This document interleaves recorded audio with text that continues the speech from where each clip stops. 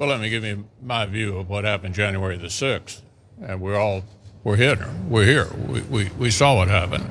It was a violent insurrection for the purpose of trying to prevent the peaceful transfer of power after a legitimately certified election from one administration to the next.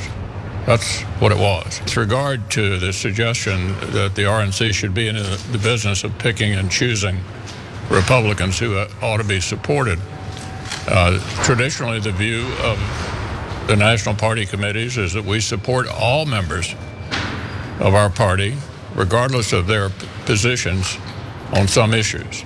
The issue is whether or not the RNC should be sort of singling out members of our party who may have different views from the majority. That's not the job of the RNC.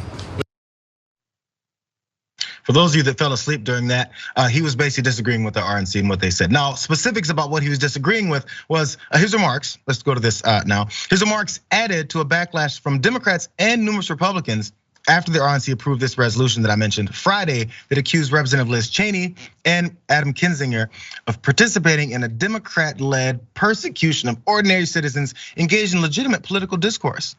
Obviously, that's about January 6th. Cheney and Kinzinger are the only Republican members of the House panel, as we also know. So also McConnell's comments, they come in contrast with those of House Minority Leader Kevin McCarthy, known spineless Republican, who has evaded questions about the RNC's depiction of January 6th. But McCarthy criticized Cheney and Kinzinger when was asked about the censure resolution because he's got to toe that line. Ever since Kevin McCarthy went to Mar-a-Lago and knelt down and kissed Trump's ring again because he stepped out of line by saying, I think, 2 sentences that weren't in line with what Trump wanted him to say, specifically about January 6th, he has been back in line and the whip continues to crack. That's just how it works for Kevin McCarthy, and he's apparently happy with that. Now, other folks have gotten upset about what Mitch McConnell said. And not many people have pushed back on Mitch McConnell because he's got that power. But when you have to decide between Donald Trump and Mitch McConnell, we're beginning to see where those battle lines are drawn. I think it's also why McConnell doesn't say much because he knows this will have to happen.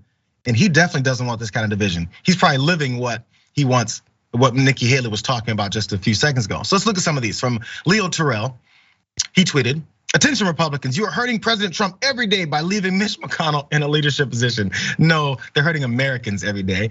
Sebastian Gorka, well-known crazed person, Mitch McConnell is done. They said that before too.